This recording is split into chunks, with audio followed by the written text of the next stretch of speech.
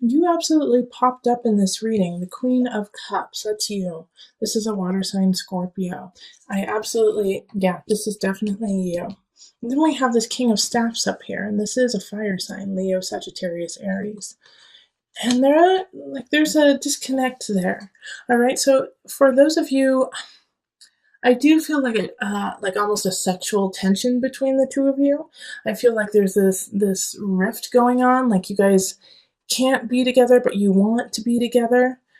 And so explore this a little bit and see like what context it is when it comes to relationship and in work, because the Six of Swords is moving on, and so I think at the beginning of November you're going to have this feeling, this impetus to push through on a job, but also I feel like some of you guys just feel like you need to move on with people in your lives and like let go of some people. We have the Two of Cups in reverse.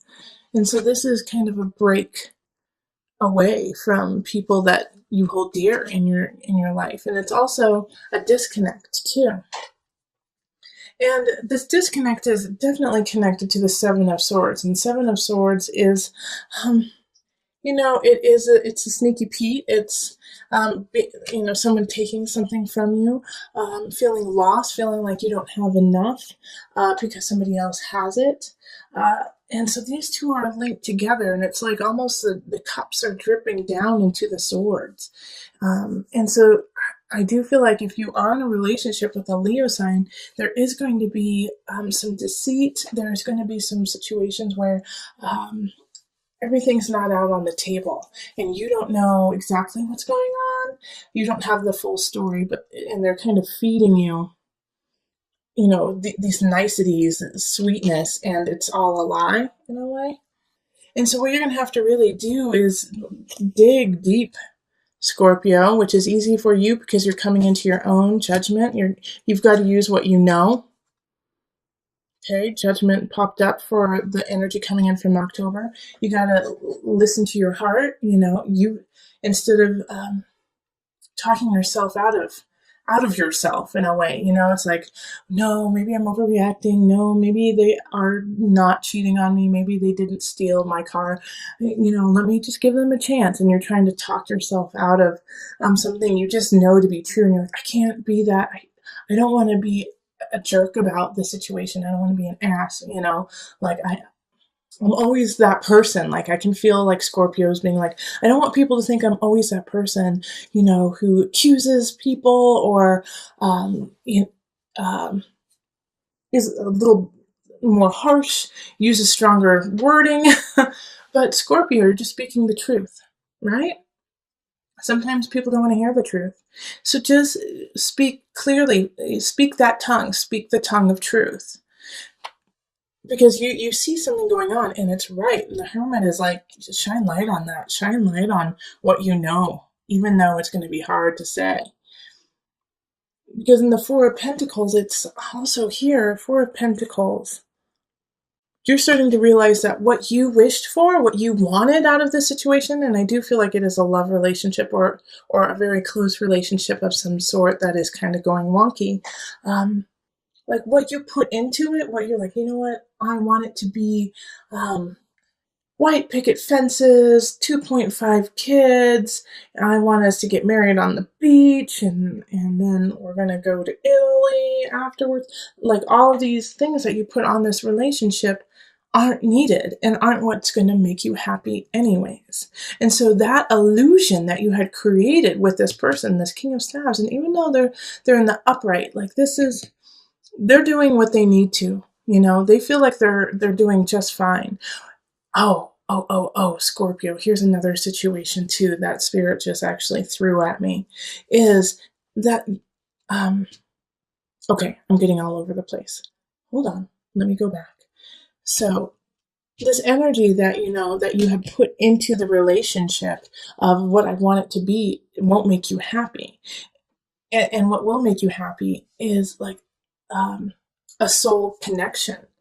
And here's the thing about this King of Staves right there, is that they're in the upright, like I was just saying, they're in the upright, so they're doing really, really well.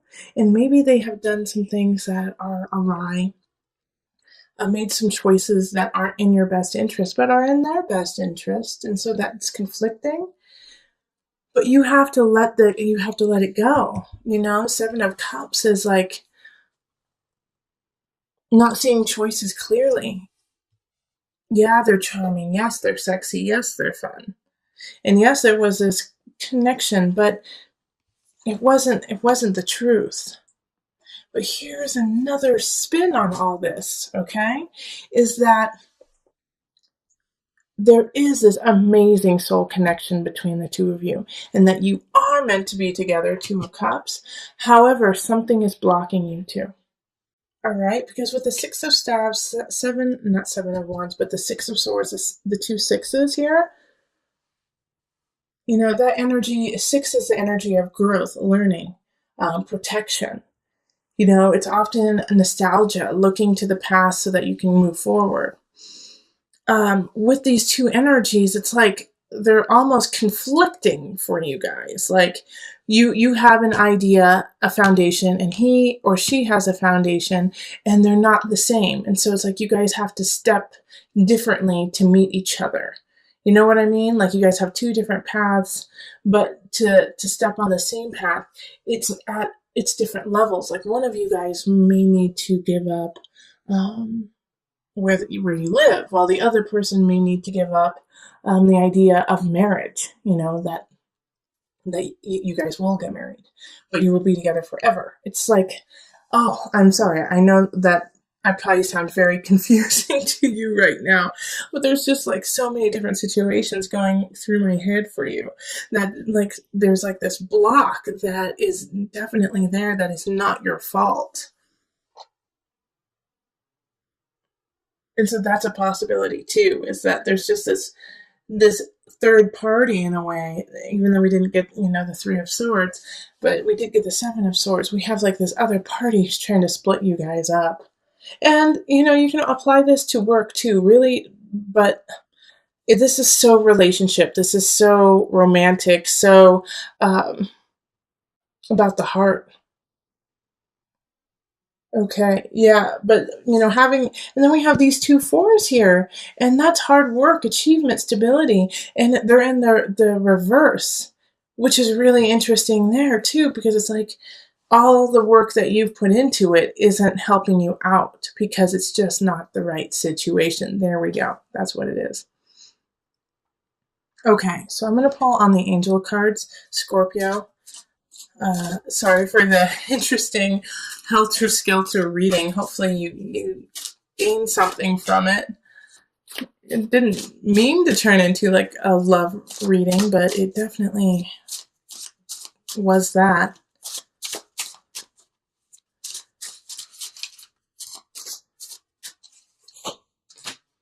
Okay, River, Surrender. Another sign got this. I'm not sure which one, but another sign did get this. Surrender.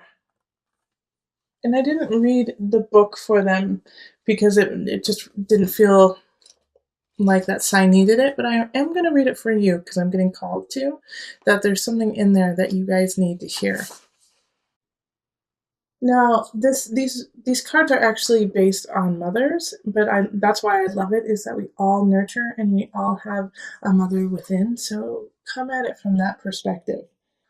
All mothers are well versed in going with the flow. Do you bend or do you break? For some, flexibility may come easily. It is a practice in shape shifting. For others, it can feel like a relentless assault on one's sense of self. If you have chosen River, take stock of your relationship to the laws of surrender. River symbolizes the journey of life, from her birth as a mountain stream until she merges once again with the ocean. River sings a timeless story of movement and change. All right, so I'm going to read just a little blurb, another thing. River's wisdom says to follow the path of least resistance. She flows over rocks and around mountains. She takes the shape of each new landscape she enters, but over time, she also shapes the land. Okay, so that's so... Okay, yeah. Six of Swords is like, let's move on, Scorpio. This relationship is stagnant and you are no longer growing and perpetuating yourself in it. So step back, find your light, understand that there are other energies that you don't know the whole truth about, which are actually not working in your favor. And so you have to gleam the light on that hermit, go into the details, show the light in the dark to figure out what steps you need to take next, because what you have been working on is not working. So go with the flow, see what happens, and then from there, let your heart shine and guide you down the river. So with the Five of Chalices here, it's, time to let go of what has already happened, that you can't change the past. You can't change the immediate past. You have to step up to it and own your situation, own your space in the situation. Five of Chalices is saying stop looking at the negative aspects of something going awry, of losing something, but realize what you have remaining and what you have to work with, that you have plenty to work with. So make sure that you lament, you mourn the loss of something, absolutely. But then you turn around and you see what you have left and fill yourself with gratitude. Because we do have arguments happening that second half of October, the second half of November. All right. So Five of Wands is talking of fights within relationship, fights within family. For us in the States, this is the energy of Thanksgiving, like meeting with your family. Maybe your family has completely different political views than you do, and you guys start to kind of pick at each other, and it turns into like a full-blown argument, fight before the turkey has even hit the table. So make sure that you are taking stock of where you are before actually starting that fight, picking that fight with somebody else, and just start to really think about, will I really regret this tomorrow if I pick this fight with somebody I love? Will I turn into the Five of Chalices and go, oh gosh, why did I do that yesterday, when I love this person and it's not even worth fighting over, Or it could be the opposite too. It could be, oh my gosh, why didn't I stand up for myself? Why didn't I, say, gosh, what you're saying is totally wrong and I don't appreciate it and I find it disrespectful. Why didn't I say that? So the Five of Wands is like, pick your battles, choose your battles wisely, because all the battles that you are about to have a meaning and will affect you in the future, and will affect how the other person deals with fights and arguments with you in the future. So pick them wisely. And we have the King of Wands popping up, and they popped up in your November reading too. And this is, a Leo, Sagittarius, Aries. They're still here. And so the connection though, this is with work. So, go back to the November reading after watching this, because I'm going to add on to it right now. The King of Wands energy, like I was saying in the November reading, often has that feeling of relationship for you, has a feeling of love with you. And I think it has to do, it's somebody from work, now that it's coming up in, career work area, that this is somebody that you meet through work, or somebody that you are going to grow your work with. All right. So this is a very important person in your life, especially since they popped up twice now. Okay. So in the November reading and then again now. So this fire sign has a lot of potential to, create a future with you. And the reason why I say that is the Nine of Chalices right next to it. This is abundance, this is happiness, and this is in the sign of abundance, Scorpio. So Nine of Chalices is feeling really content and happy with how things are in some regards, and with abundance, it could be, financial abundance, it could be emotional abundance, it could be your personal abundance, how you feel about yourself. But there's some aspects in your life that are going really, really well, and it doesn't come without all the work you have already put into it. And the King of Wands sees that. And I think this is why these fights are so frustrating to you when it comes to family and when it comes to relationship in some regards. Because you're like, I am finally feeling comfortable in my own skin. I'm finally feeling like I can take the steps I need to for my life.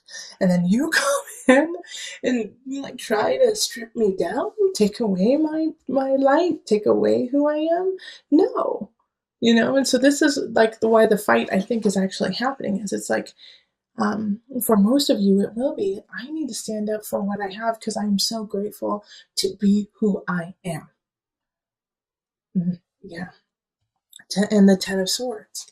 This is like, this is power. Power, baby. This is power, Scorpio. Because this is in the mind, body, soul connection. So this is a rebirth. You have to let go of an aspect of yourself. And I really feel like it has to do with what I just said, is that you're like, no, I am coming into my own, and you may not like it, you may not find it comfortable, but I'm not here to make you comfortable. I'm here to live my truth. And if you find that uncomfortable, then that is a personal problem, not mine. Right, Scorpio? This is where we need to be. And if you're not there, we got to work to get there. And there's a fire sign who has your back. Yeah, Ten of Swords is powerful in mind, body, soul connection. You're releasing some of your own self-doubts, your own worries, so you can come up into your light, shining brightly. That is so awesome. I am going to put a little disclaimer with this because it is the Ten of Swords.